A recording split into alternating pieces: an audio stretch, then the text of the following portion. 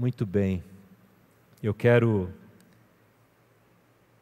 convidar você a abrir a Bíblia, já que nós estamos nessa jornada dos Salmos para o novo ano, que você abra a sua Bíblia no Salmo de número 19, Salmo 19. O tema desta noite é esse que está aparecendo aí na tela, fonte inesgotável de sabedoria. Hoje, durante o dia, o equipamento fotovoltaico que tem aqui no teto, no telhado, em cima do telhado da nossa igreja, produziu toda a energia em abundância para que esse ar-condicionado esteja ligado, para que a luz estivesse ligada, com um custo mínimo. Nós pagamos a taxa mínima aqui na nossa igreja, lá no Brasil Novo, porque há uma fonte inesgotável, que é o sol. E muita gente tem colocado esse equipamento no telhado das casas, pagando uma energia muito baixa, porque até mesmo no dia que a nuvem está encobrindo um pouco o sol, a energia está sendo produzida e você tem uma economia fantástica. Eu quero tomar esse exemplo para falar da Palavra de Deus hoje. Hoje eu quero falar sobre o tema a Palavra de Deus como essa fonte inesgotável de sabedoria. Nosso tema geral tem sido sabedoria desde domingo passado. Eu convido você a ser um pouco mais sábio, a ser um pouco mais sábia, você mulher, independente da sua idade. Há muita gente que já passou da hora de ter sabedoria, está batendo cabeça, já tomou tantas decisões e toma decisões erradas, que prejudicam pessoas, tem um comportamento agressivo, cheio de ira, cheio de palavra dura, não sabe como agir em situações comuns da vida, que todo o tempo está apresentando aí para nós. Então, já passou da hora, e a gente precisa buscar na Palavra de Deus. Eu queria perguntar a você, essa semana, quantas vezes você teve um tempo com a Bíblia? Talvez você possa até me dizer, olha, eu tive todo dia, mas quando terminar essa mensagem aqui, você vai falar, não, aquele dia, aquele outro dia não serviram, porque não é o que a gente deve fazer com a Bíblia. A gente acha que teve um tempo com a Bíblia, mas eu espero que hoje você saiba julgar, avaliar melhor, se você de fato está tendo um tempo com a Palavra de Deus. O tema de hoje é esta fonte que vem da Palavra de Deus e que jorra sobre as nossas vidas, pode jorrar sobre as nossas vidas, gerando sabedoria. A sabedoria está na revelação de Deus. Deus se revela e nos torna sábios, e pode nos tornar equipados com a sabedoria para tomarmos decisões, e é isso que nós vamos ler nesse texto do Salmo 19. Então, veja aí comigo, eu quero ler do versículo 7 em diante, apenas um grupo de 4 versículos que estão aí, 5 versículos que estão aí no Salmo 19, 7 em diante. Diz assim a palavra: a lei do Senhor é perfeita e revigora a alma. Você pode repetir essa frase comigo? Está aí na tela, se você quiser ler, você não tem... não está na tela. É que aparece na tela para mim ali. Vamos ler juntos? Então, olha aí na sua Bíblia. A lei do Senhor é perfeita e revigora a alma. A lei do Senhor, Salmo 19, versículo 7. A lei do Senhor é perfeita e revigora a alma. Os testemunhos do Senhor são dignos de confiança e tornam sábios os inexperientes. Os preceitos do Senhor são justos e dão alegria ao coração.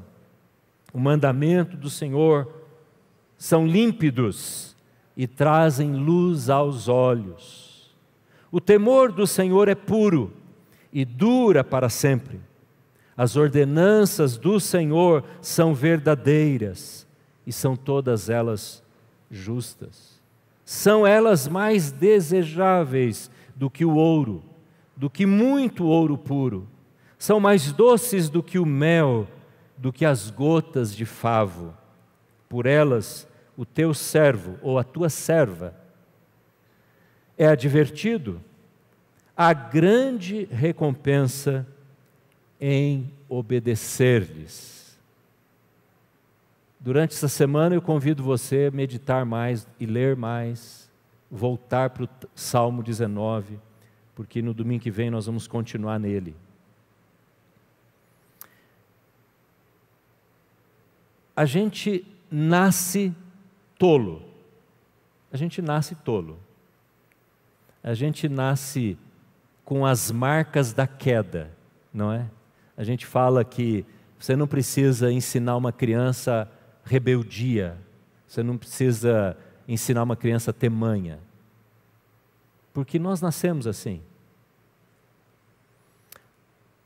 No versículo 7, na segunda parte desse versículo, olha aí na sua Bíblia, eu quero tomar essa frase para nos guiar hoje e domingo que vem. A segunda parte do versículo 7 diz assim: os testemunhos do Senhor são dignos de confiança e tornam sábios os inexperientes. Talvez na sua Bíblia esse final seja um pouquinho diferente.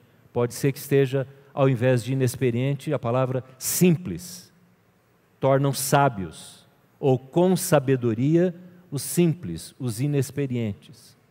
A palavra nesta frase, simples ou inexperiente, não diz respeito a uma pessoa que precisa aprender mais para poder ter mais experiência na vida.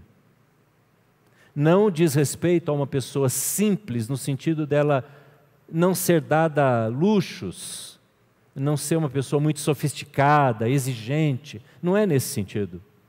A palavra simples, ou a palavra traduzida por inexperiente, neste texto, diz respeito a uma pessoa insensata, uma pessoa que comete tolices, que escolhe as coisas erradas, que não tem a experiência necessária para fazer boas decisões. Ela responde à vida, aos problemas, às situações, de acordo com aquilo que ela sente, de acordo com aquilo que ela pensa, de acordo com aquilo que ela tem vontade de fazer. Então, ela não julga as situações com a sabedoria, mas ela julga a situação com os seus desejos, com as suas emoções. E aí ela faz as bobagens, ela escolhe errado. Por isso, a Bíblia diz aqui que, nessa frase que nós estamos lendo, que os preceitos, os testemunhos do Senhor são dignos de confiança, porque torna uma pessoa sábia, mesmo que ela seja hoje inexperiente, simples, tola, uma pessoa que não sabe tomar decisões. Esta frase vai nos guiar.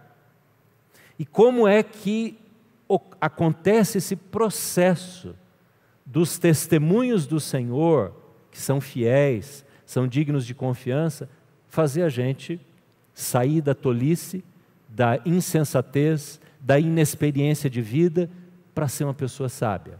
E aí beneficiar todo mundo que está do nosso lado. Ajudar todo mundo a viver melhor. Quem vive com a gente. Aqui o texto, ele traz, nesse texto que eu li, 3 ações que a palavra de Deus faz na nossa vida, para nos tirar da inexperiência, da tolice, da insensatez e nos levar para a sabedoria. Ela faz 3 coisas. A primeira delas, que é o que nós vamos ver hoje, está na frase de cima e na frase de baixo dessa frase principal. Então olha aí no início do versículo 7. Olha o que diz no versículo 7. Leia comigo em voz alta, por favor. Você que está aí, você está em casa, leia aí também. Veja o que diz a Bíblia. A lei do Senhor é perfeita e revigora a alma. Diga comigo, revigora a alma. Revigora a alma. Agora, a frase de baixo desse eixo, dessa frase principal. Agora, a primeira frase do versículo 8. Veja o que diz. É bem semelhante no seu conteúdo. Os preceitos do Senhor são justos e dão alegria ao coração. Você pode repetir essa última parte? Alegria ao coração. Alegria ao coração. Então, a primeira frase lá em cima disse no versículo 7 que a palavra de Deus, os preceitos do Senhor, a lei do Senhor, ela revigora a alma, e depois embaixo disse que ela alegra, dá alegria ao coração. Então, eu quero dizer a você hoje que um dos efeitos da Bíblia, nesse processo de tirar a gente da inexperiência, da insensatez, da tolice e nos ensinar o caminho da sabedoria, das boas decisões, das escolhas, da cura interior, é que ela trata a nossa alma. Você pode falar essa frase comigo? Trata a nossa alma. Mais uma vez, trata a nossa alma. A Bíblia trata a nossa alma. Ela diz aí, revigora a alma. E depois abaixo ela diz que dá alegria ao coração. É a mesma maneira hebraica, da poesia hebraica, do Salmo, de dizer que a palavra de Deus nos transforma de dentro para fora. De dentro para fora. Ela não começa mudando o nosso comportamento, a palavra de Deus começa mudando o nosso coração. Há um texto importante a respeito do porquê Deus levou o povo ao deserto do Egito, naquela peregrinação. Muitas pessoas dizem assim, Deus fez com que o povo ficasse 40 anos no deserto, porque todos os que saíram do Egito tinham que morrer. Aquela geração ia morrer, os seus filhos é que iam entrar na terra prometida. Mas o que a Bíblia fala é que Deus deu aquele tempo de deserto para o povo para provar o coração do povo, para transformar o coração daquele povo que havia saído do Egito. Me acompanhe aqui, a palavra usada aqui nesta primeira frase, a lei do Senhor é perfeita. Sabe qual é a palavra hebraica para esta expressão, a lei do Senhor? Qual palavra você acha que poderia estar aqui? É uma palavra que a gente usa frequentemente quando se estuda a Bíblia. É a palavra Torá. Você sabe o que é Torá? Com H no fim. Os 5 primeiros livros da Bíblia. Gênesis, quais são eles? Êxodo, Levítico e Deuteronômio. Número e Deuteronômio. Quando ele diz, Davi, a lei do Senhor é perfeita, ele está dizendo, a Torá do Senhor. Ele está se referindo especificamente àqueles 5 primeiros livros que descrevem os patriarcas e a chegada até Canaã, com Josué tomando a liderança. Agora, seja sincero comigo, você já leu alguma coisa das leis do Antigo Testamento e você já disse assim, essa lei é muito esquisita? Já teve isso ou não?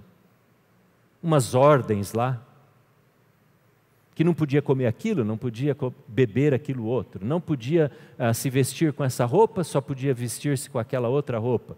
Tinha que agir da maneira, na lei civil, nos códigos das leis, dos relacionamentos à sociedade, desta maneira ou daquela. Tem umas leis que são estranhas para nós. E sabe de uma coisa? Há pessoas que não gostam de ler a Torá, não gostam de ler as leis de Moisés. Levítico tira fora. Deuteronômio, a repetição da lei, significa repetir a lei, tira fora também.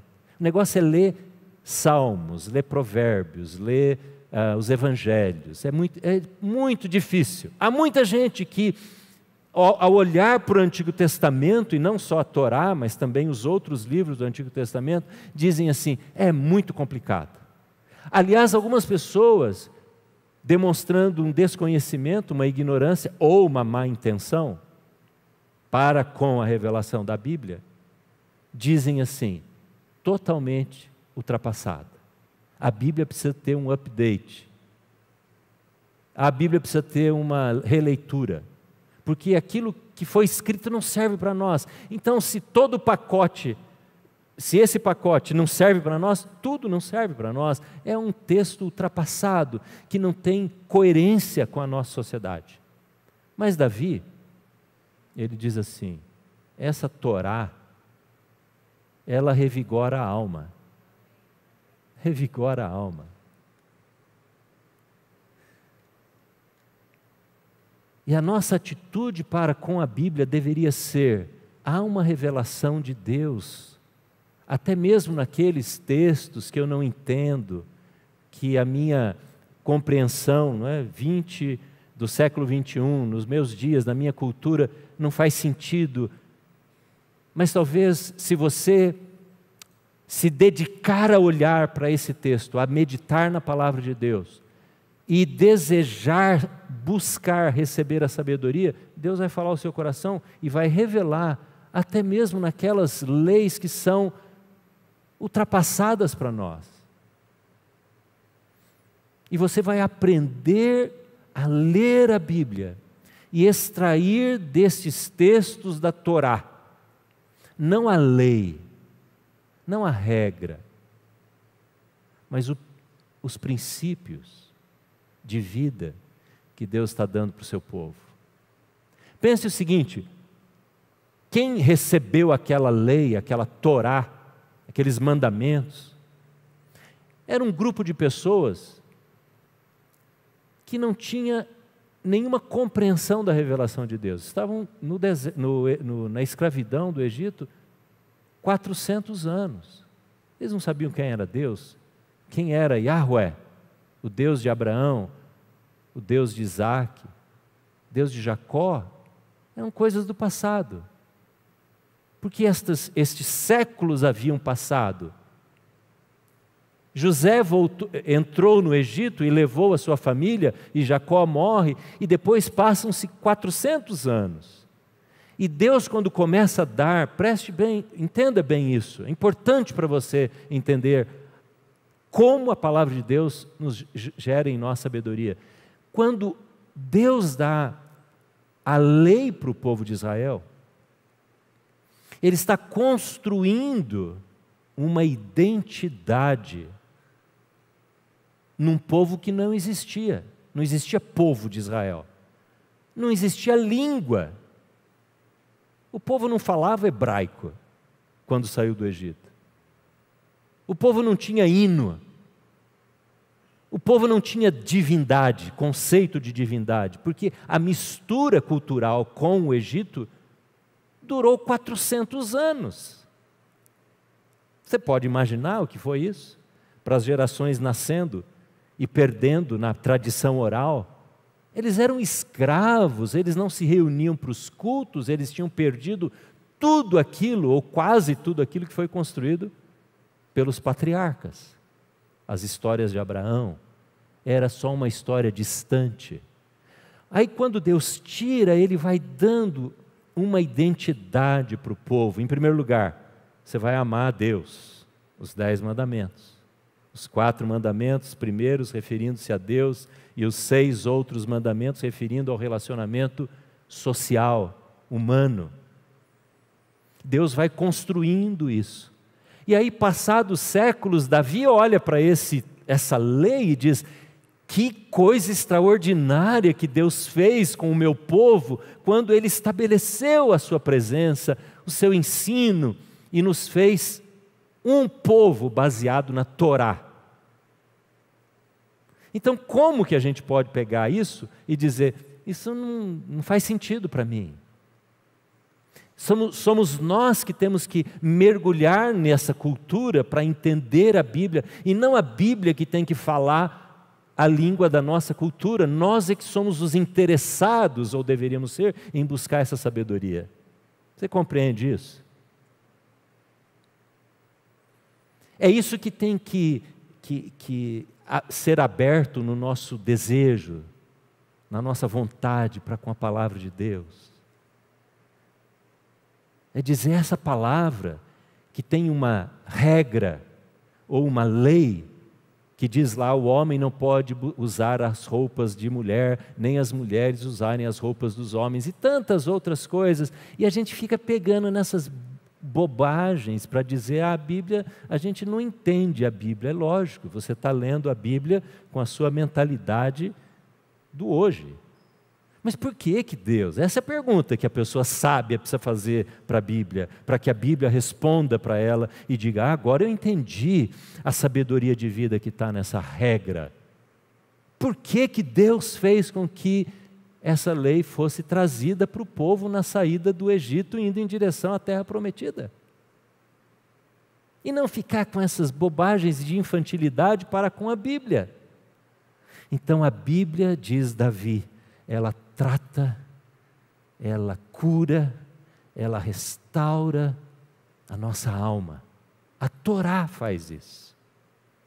Bom, se a lei faz isso, que é difícil de entender, imagina você ler os Salmos, imagina você ler as histórias de Jesus, imagina você e eu lermos rotineiramente, constantemente, a revelação dada por Jesus, pelos apóstolos, e a gente pedir, Senhor, eu quero que a Tua palavra restaure a minha alma.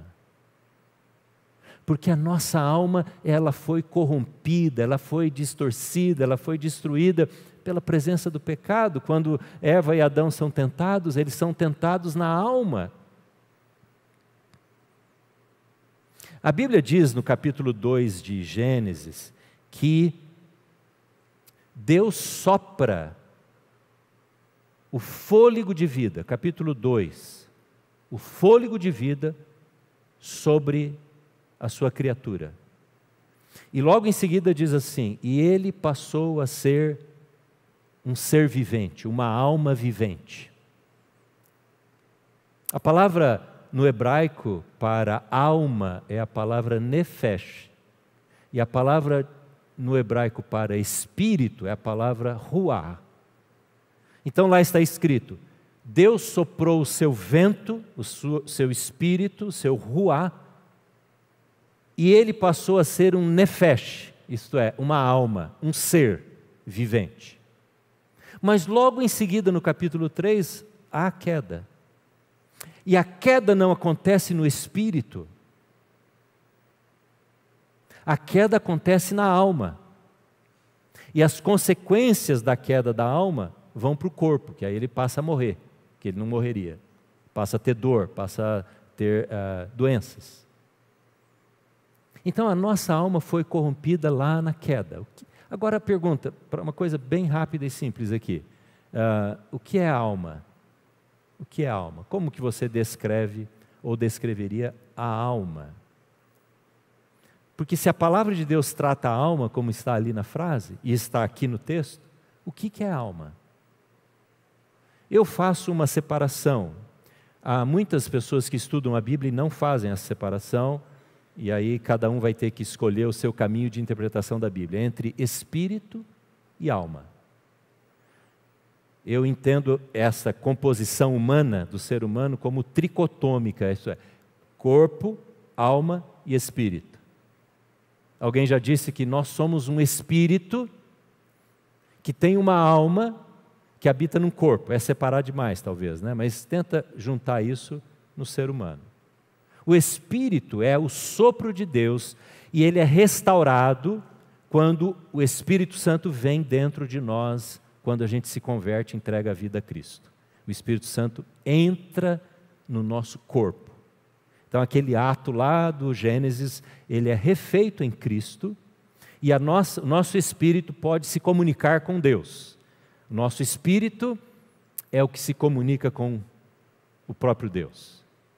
É lógico que a gente usa a alma, a mente e tudo mais, mas vamos ficar por aqui por enquanto.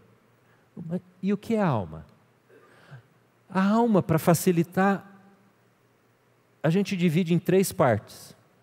É o nosso intelecto racional, os nossos sentimentos ou as nossas emoções e a nossa vontade, o nosso sistema volutivo, vontade, é que faz a gente decidir. Isso é muito simples. Se você pegar os nossos irmãos e irmãs psicólogos aqui, poderiam dar uma aula sobre isso, até usando os psicólogos, não é, da academia da psicologia. Se você for a Jung é uma coisa, e assim por diante, mas eu vou simplificando aqui para nós nessa noite. Então, a alma é aquilo que envolve a nossa existência na mente, no racional, nas emoções, nos sentimentos e na nossa vontade, no nosso poder de decidir, de fazer aquilo que achamos e entendemos ser o certo. Então a Bíblia está dizendo que a palavra de Deus restaura a alma, trata da alma. Então a palavra de Deus tem o poder para mudar a mente, para mudar o sentimento, para mudar nossas vontades. Ok? Estamos juntos aqui até agora? Nós precisamos todo dia que a nossa alma seja restaurada. Porque se você se converteu, você teve o espírito restaurado. Certo? Porque o Espírito Santo passou a habitar em você. Você e eu tínhamos um espírito morto, separado de Deus. A gente não tem comunicação com Deus. Ninguém pode chamar Deus de Pai se não for pela obra de Cristo através da chegada do Espírito Santo. Essa é a parte do Espírito, da conversão. Mas isso não significa que a sua alma, sua mente, seus sentimentos, a sua vontade já estão transformados, porque não estão. E é isso que a palavra de Deus faz e vai gerando sabedoria na mente, transformando sua maneira de avaliar e julgar as coisas, suas memórias, curando as suas memórias, as suas emoções, os seus sentimentos, as suas paixões, os seus desejos e a sua vontade, a sua capacidade de dizer não para uma coisa e de dizer sim para outra coisa. Essa é a ação da palavra de Deus na nossa alma. É isso que Davi está dizendo nesse texto. Então, o intelecto, a razão, a mente, é a nossa capacidade de pensar. As emoções, a nossa capacidade de sentir. E a nossa vontade é a capacidade de decidir. Acontece que, por sermos pecadores, a nossa mente não pensa naturalmente o que Deus pensa. A gente olha uma situação e a gente vai julgar se aquilo é bom, se aquilo é ruim, se aquilo é certo, se aquilo é errado, pelos padrões morais, e sabedoria não é padrão moral. Você pode ter tido uma família de alto padrão moral, mas a sua mente vai julgar naturalmente, não é? Sem que a palavra de Deus, se ela não estiver agindo, de acordo com os padrões da sua família. Ou você vai, por influência do meio, da sociedade, da mídia, das redes sociais e de todo mundo, e da cultura, você vai julgar uma situação baseada naquilo que todo mundo pensa. A mente, ela está corrompida. Por isso que nós precisamos de um tratamento para a nossa alma, feito pela palavra de Deus, para atingir a nossa mente. As emoções, a mesma coisa. A sua tendência natural é reagir baseado naquilo que você aprendeu lá em casa. As coisas que aconteceram na nossa infância. Você teve um pai irascível, cheio de ira, que reagia na base do grito, da violência física, da violência verbal, você pode ter facilmente a tendência de reagir assim. Ou se seu pai era daqueles silenciosos, que quando tinha um conflito com a sua mãe, com a esposa, ficava 4 dias sem falar nada. A gente aprende isso. As nossas emoções, elas reagem baseado na nossa queda. E as suas e as minhas, as nossas vontades. As nossas vontades. Quem tem vontade forte aqui? Não precisa levantar a mão. Isto é, difícil reconhecer o erro. Difícil pedir perdão. Briga quando cria uma polêmica, uma situação ruim, quando não consegue fazer aquilo que está querendo. A criança às vezes faz isso, ela não está conseguindo uma operação manual ali, porque às vezes ainda as mãos não funcionam muito bem, a coordenação motora, aí ela joga no chão, porque o sistema da vontade dela ainda não está tratado, não está maduro, e ela precisa ser ajudada a reagir. E muitos adultos também reagem intempestivamente. Você é agredido, alguém fala alguma coisa, ou no trânsito, ou no trabalho, e você reage batendo do mesmo jeito que levou, não é? A gente até fala isso, bateu, levou, porque a vontade está corrompida, e não tem sabedoria na maneira como reage às situações. Irmãos, você ter informação sobre isso não muda nada, ou muda muito pouco. Não adianta você saber disso, porque às vezes a gente sabe disso.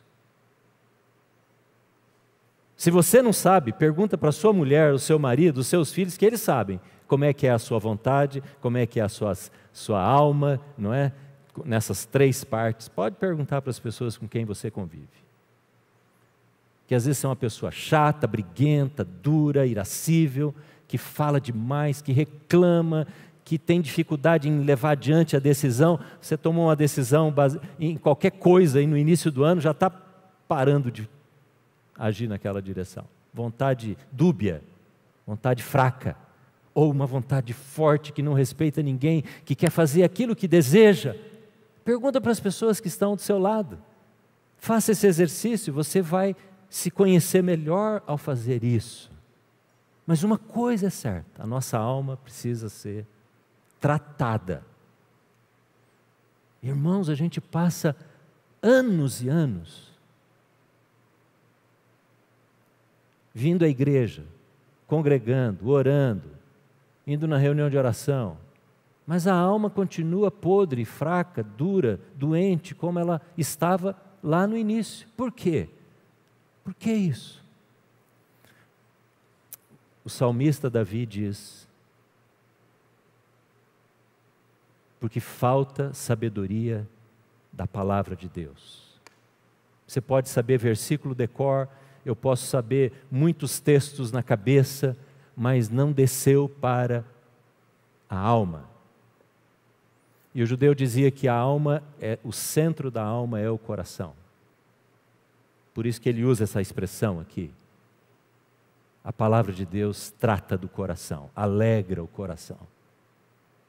A distância que existe da nossa vida transformada é porque a palavra de Deus às vezes entrou na cabeça, mas não desceu para a sede da nossa alma. E eu quero desafiar você hoje, convidar você hoje a olhar para a palavra de Deus e dizer: eu preciso dessa cura, desse tratamento, eu preciso que a minha alma, como diz aí, seja tratada. Eu preciso identificar isso. Semana que vem a gente vai falar um pouco sobre esse discernimento, essa identificação das áreas da nossa vida que precisam ser mudadas. A nossa alma tem uma doença crônica.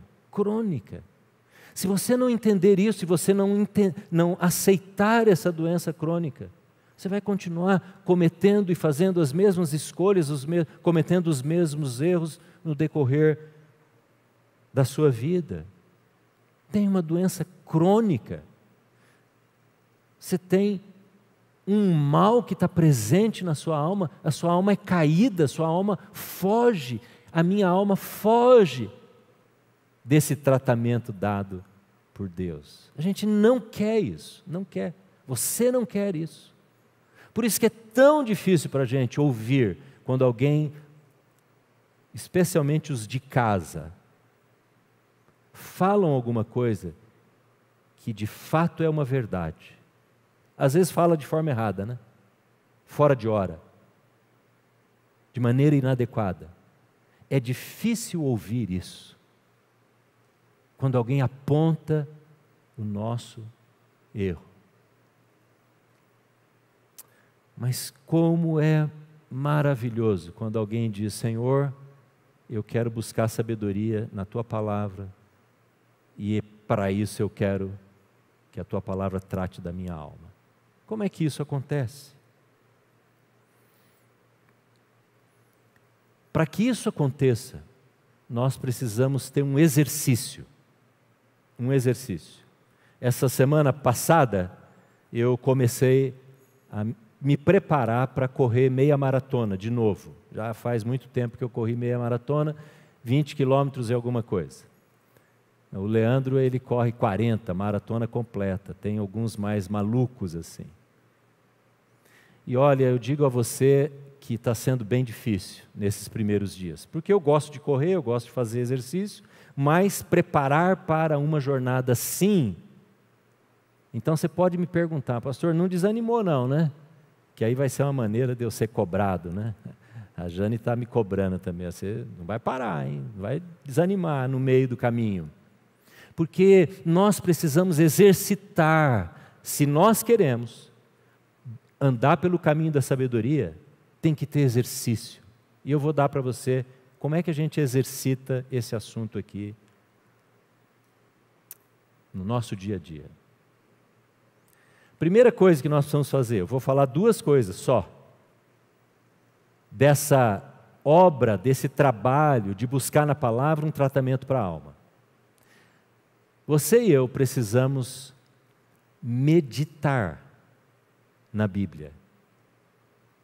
A sua leitura da Bíblia, o seu encontro com a Bíblia, tem que ser mais do que uma leitura, tem que ser uma meditação. Quando eu falo em meditação, é fácil a gente pensar em meditação como a busca do silêncio ou esvaziar a mente, como o yoga, como as religiões orientais falam sobre meditação. A meditação cristã, a meditação bíblica ensinada nas Escrituras, não tem nada a ver com esvaziar a cabeça. Não é esse negócio de botar os dedos juntos aqui e ficar lá sem pensar nada. Não, não é isso. A meditação cristã, a meditação da Bíblia, é encher a cabeça. É colocar na cabeça, colocar na mente. E colocar a palavra de Deus. Meditar na Bíblia, então, exige 3 passos rápidos. E eu queria convidar você a praticar esses passos essa semana. O primeiro passo para você meditar na Bíblia é você escolhe o texto, você tem o seu, isso como já um pré-requisito, né? Você tem o texto que você vai ler, você tem o local que você vai ler, onde você vai estar. Precisa ser um local sem distrações. Precisa estar longe do celular. Se você tem aqueles relógios, né, digitais, tem que tirar ele. Se você tem barulhos, melhor é se afastar dele. Então você tem o texto diante de você. Primeira coisa é compreender o texto. Esse é o processo da leitura. É o processo de compreender as palavras do texto. de ler o texto talvez 2 vezes, talvez 3 vezes. Pode ser que tenha uma palavra lá que você vai depender até do dicionário para entendê-la.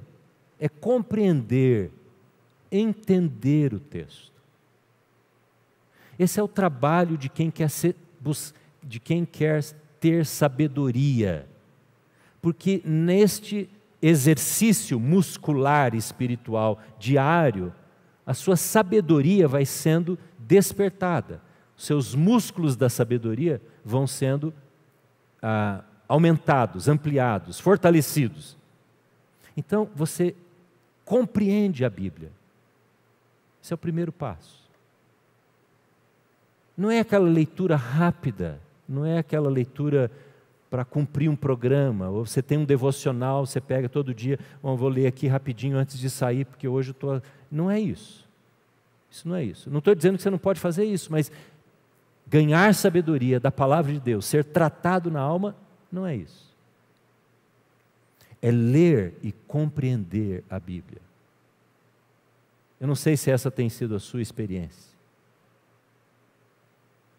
Mas vamos imaginar que você esteja lendo João capítulo 4, você pegou esse texto. Você está lendo o Evangelho de João, chegou no 4º dia, você está no capítulo 4. É a história da mulher samaritana.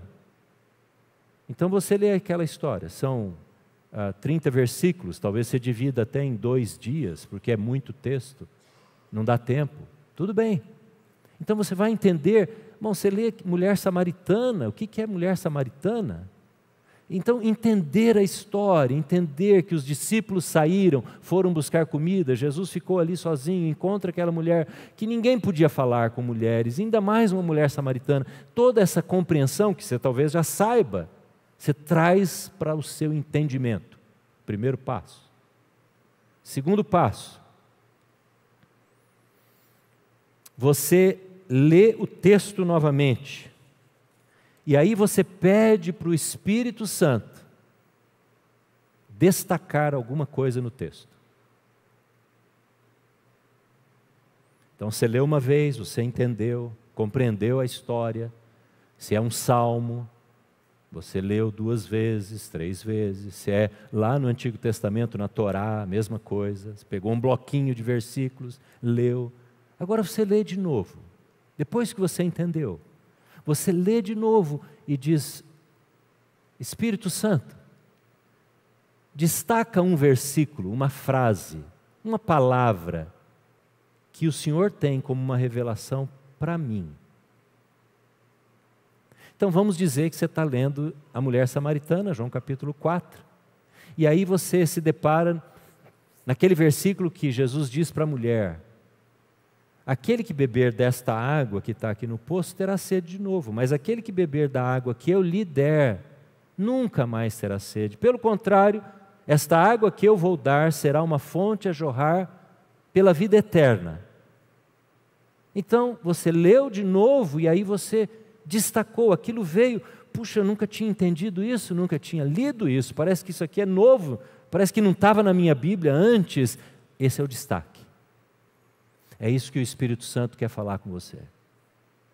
E aí você lê de novo só esse versículo. Você medita nele. E você diz: puxa, mas que palavra extraordinária, porque é uma fonte a jorrar, então eu tenho à disposição da minha vida, uma fonte a jorrar pela vida eterna. Ah, mas então, agora eu vou buscar isso para mim. Você entende o que é destacar? Aquilo salta aos seus olhos e fala ao seu coração. É assim que acontece na minha vida, no meu dia a dia. O que eu estou falando aqui, eu faço e tento fazer todos os dias, esse exercício. Terceiro lugar e último, você entendeu, você destacou, compreender, destacar. Terceiro passo, entregar. Agora é a hora de eu responder a isso que Deus trouxe para mim. É a hora de eu perguntar para mim, se eu estou lendo João capítulo 4, voltando à história da mulher, é eu perguntar: Eu tenho fonte todo dia que jorra na minha vida. Eu tenho esse contato com Jesus, de beber da água dele para a minha alma, todo dia. Ou eu estou insaciável, isto é, eu estou desgostoso, eu estou irritado, eu estou nervoso, eu estou cansado, eu estou sem concentração nenhuma, eu não consigo parar. Está faltando a água de Jesus? Agora é a hora da entrega, de você dizer: eu quero isso, Senhor. Me perdoa porque eu estou vivendo uma vida sem buscar esse momento em que eu sinto uma fonte a jorrar para mim.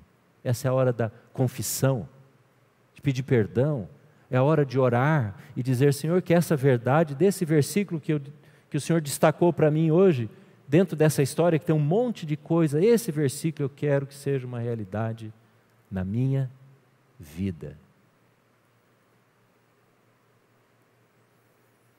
Agora, isso leva tempo. Talvez para você fazer isso, se você não faz isso, você tem aquela leitura que você abre a Bíblia assim, né? E lê um versículo, um salmo para cumprir a tabela, vai dar trabalho para você. Você vai ficar cansado, você vai ficar desanimado, porque não vai dar certo. Algumas vezes você não vai conseguir chegar nessa entrega, ter esse destaque, porque você não está acostumado com isso. Vai doer o músculo, que você não está exercitando. Mas quando a gente busca isso e diz: Senhor, é isso que eu preciso ter a minha alma tratada, eu preciso mudar a minha maneira de fazer escolhas, de lidar com os problemas, de tratar os meus filhos no trabalho, as minhas irritações, a minha mente poluída, cheia de vícios, de pecado, de sensualidade, a minha maneira de falar, minhas gozações, a maneira como eu debocho das pessoas, o que quer que seja, não importa o que seja, Deus vai dar sabedoria a você. Você não vai perceber, mas o Espírito Santo vai começar a trazer na sua mente, nas suas emoções, nas suas vontades, aquilo que é dele naquela hora, para a sua vida. Mas você precisa dar um passo. Você precisa dar um passo nessa direção. Lembra daquele versículo que fala no Salmo, que diz assim, que o caminho do justo é como a luz da aurora, que vai brilhando, brilhando, até ser dia perfeito? O caminho do justo, a vida de uma pessoa, discípula de Jesus, é como a luz do amanhecer. Tem muita gente que não sabe o que é luz do amanhecer, porque acorda já quando está claro, né? Mas ele diz que é como a luz do amanhecer, que vai brilhando, brilhando, brilhando, até que vem a claridade toda. Quer dizer, tem uns minutos ali, que você passa da escuridão para a claridade. Mas demora uns minutos. Não é como uma luz que liga. Mas há muita gente que não está disposto a pagar o preço desse tempo de claridade. Ele quer luz ligada na hora. Quer que Deus faça uma coisa na hora. Ora e diz: Senhor, me dá sabedoria para eu lidar com esse problema aqui com os meus filhos ou com o meu trabalho. Me ajuda, Senhor, a perdoar essa pessoa. Mas não perdoa, não consegue. Porque não é luz que vai brilhando, brilhando até ser claro. Demora. Demora. E a pessoa não está disposta a pagar o preço dessa busca. Dessa busca. E eu estou convidando você hoje a ir para essa fonte de tratamento, que é a palavra de Deus. Abaixe sua cabeça, vamos orar.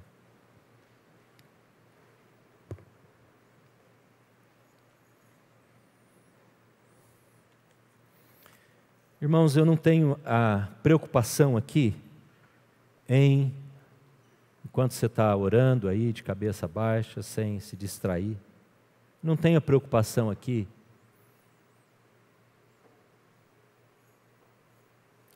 em te levar a uma decisão, em comover você, muito menos em manipular você. A minha preocupação, meu desejo, a minha oração é que o Espírito de Deus tome a palavra dele, que foi lida e que foi exposta, para transformar a sua vida e a minha. Essa é a minha preocupação, essa é a minha oração. Eu não quero emocionalizar você. Eu não quero que você diga para mim, eu desejo isso. Eu quero que você diga para você, eu preciso disso. Eu preciso que a minha mente, as minhas emoções, que a minha vontade sejam ordenadas.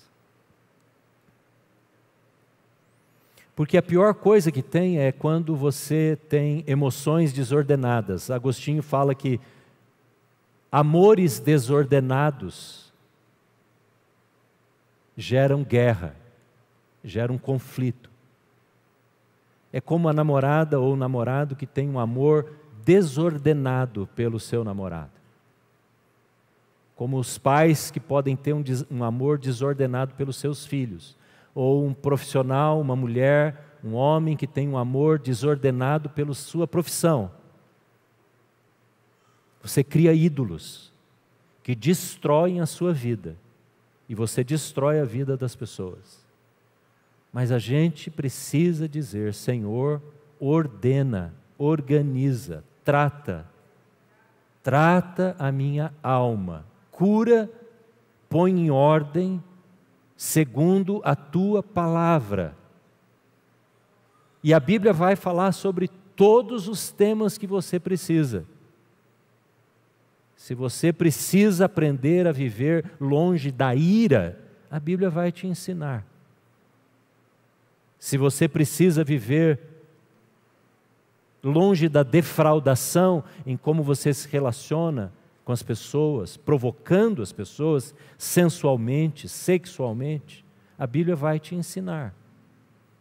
Se você precisa de sabedoria para lidar com alguém que é muito difícil, pessoa que é provocativa, pessoa que é brava, difícil de conviver, a Bíblia vai ensinar você a fazer isso.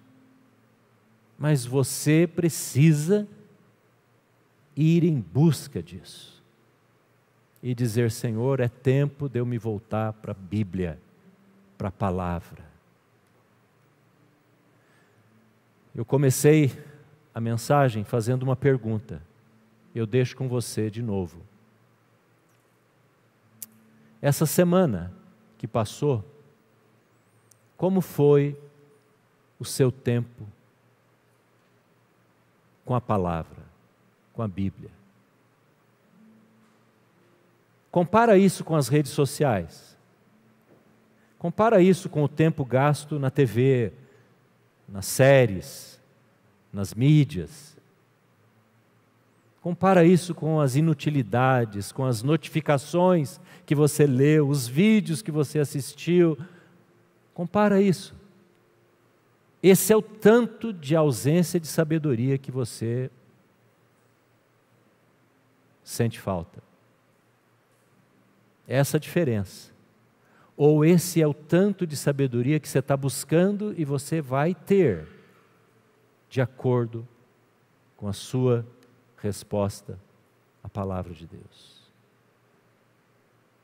Então eu quero convidar você a começar a sua semana tomando uma decisão na sua vontade, dizendo, eu vou decidir isso.